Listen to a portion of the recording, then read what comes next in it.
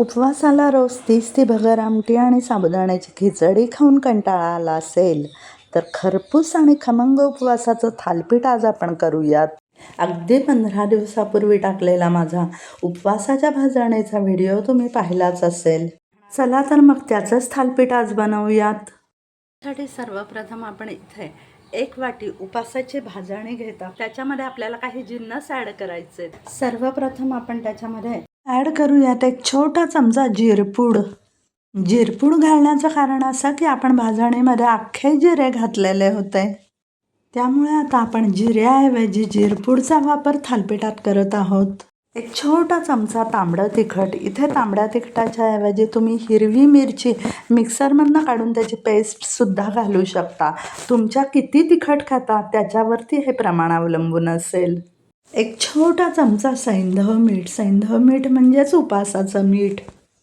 आता नेहमीप्रमाणे हे जे कोरडे जिन्नस आहे, ड्राय जिन्नस, तर ते आपण मिक्स करून घेणार आहोत. आपल्याला त्यात टाकायचे 1 छोटा चमचा साखर. पण साखर ऑप्शनल आहे, ती टाकली नाही तरी चालतंय. ती गोडवा येण्यापुरती मी टाकलेली आहे. हे सगळं ड्राय मिश्रण आपण मिक्स केल्यानंतर पिठामध्ये 1 चमचा आलं पेस्ट टाकूयात आणि सगळ्यात शेवटी खूप सारी कोथिंबीर टाकायची. कोथिंबीरीमुळे अतिशय छान चव येते. साधारण अंदाजे 2 टेबलस्पून कोथिंबीर इथं झालेली आहे. इतर घटकांप्रमाणेच कोथिंबीर आणि आलं पेस्टसुद्धा थालीपीठाच्या भाजणीमध्ये मिक्स झाली पाहिजे. थालीपीठ थापताना व्यवस्थित त्याला ग्रीप यावी किंवा थालीपीठ मोडू नये ह्यासाठी 1 बटाटा उकडून घेतलेला आहे आणि हा बटाटा आपण किसून त्यामध्ये घालणार आहोत. आज मला इथे 1 छोटं आणि 1 मोठं थालीपीठ करायचं आहे, त्याप्रमाणेच मी भाजणी घेतलेली आहे आणि म्हणून आपण 1 मध्यम साईजचा बटाटा उकडून घेतलेला आहे. बटाटा उकडवताना तो खूप शिट्ट्या घेऊन उकडवायचा नाही, साधारण फक्त 2 शिट्ट्यात उकडवायचा, म्हणजे तो किसला व्यवस्थित जातो आणि गिचगिचा होत नाही.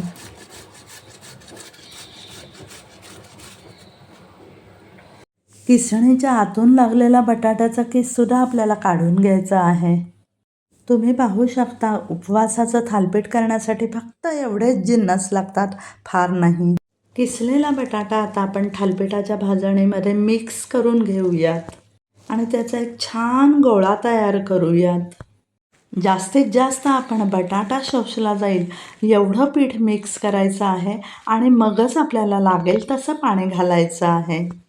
आपण उपवासाचं थालीपीठ करत असल्यामुळे त्याच्यामध्ये हळद, हिंग हे घटक अजिबात आपण घातलेले नाही आहेत आणि ते येतसुद्धा नाहीत.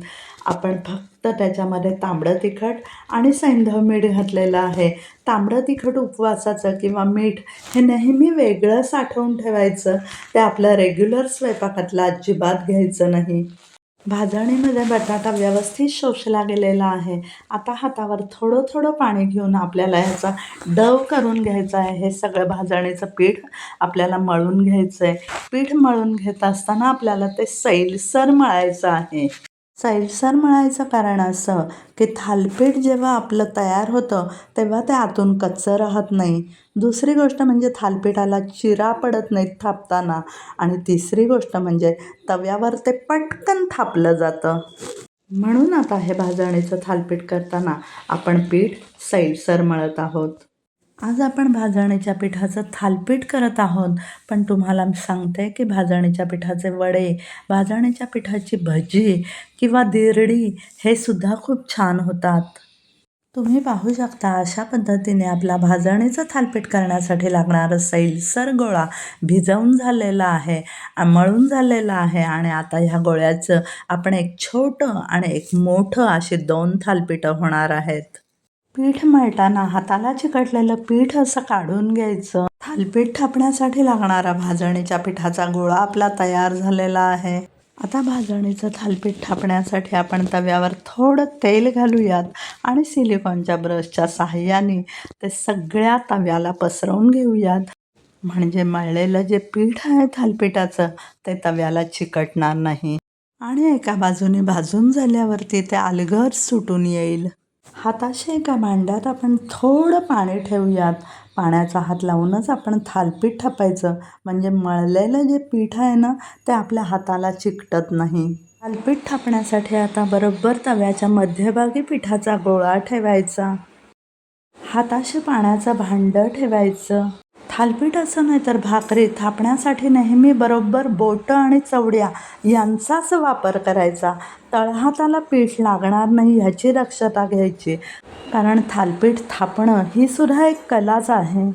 आता थालीपीठ थापण्याची पद्धत तुम्ही बघून घ्या. थालीपीठ थापताना नेहमी तवा गोल गोल फिरवायचा, हात नाही. हाताचा अँगल आपल्याला तसाच ठेवायचा आहे. तुम्ही पाहू शकता सैलसर पीठ मळल्यामुळे गोल गरगरीत थालीपीठ पटापट थापलं जातं. मधूनच पाण्याचा हात पिठाला लावायचा. थालीपीठ थापून झाल्यावरती कडेकडेने ते सारखं करायचं. जरा गोल आकार त्याचा शेप आला पाहिजे. तुम्ही पाहू शकता आपलं थालीपीठ थापून तयार झालेलं आहे. या थालीपीठाला कुठेही भोकं पाडायची नाहीत मध्ये. बऱ्याच गृहिणीमध्ये भोकं पाडतात आणि त्याच्यामध्ये तेल घालतात. पण होतं काय की गॅसची जी हीट असती ती ते सगळं तेल शोषून घेते आणि पर्यायाने थालीपीठ खालून जळून जातं. म्हणून कुठेही तेल लावायचं नाही, साईडने तेल आपल्याला सोडायचं आहे. असं कडेकडेने तेल सोडलं ना की थालीपीठ सगळीकडून सारखं व्यवस्थित भाजलं जातं. आता तवा आपल्याला गॅसवर ठेवायचा आहे आणि गॅस आपण लो फ्लेमवर केलेला आहे. तव्यावर आपण झाकण ठेवूयात, म्हणजे खालच्या बाजूने थालीपीठ व्यवस्थित भाजलं जाईल. किमान 3 मिनटं थालीपीठ होण्यासाठी लागतात. अंदाजे 2.5-3 मिनिटांनी थालीपीठाचा झाल्यावर सर्र असा आवाज येतो आणि मग ते थालीपीठ झालं असं समजायचं. तुम्ही पाहू शकता थालीपीठाला वरूनही चांगली वाफ आलेली आहे. पलटी करून आता ती वरची बाजू सुद्धा आपल्याला भाजून घ्यायची आहे.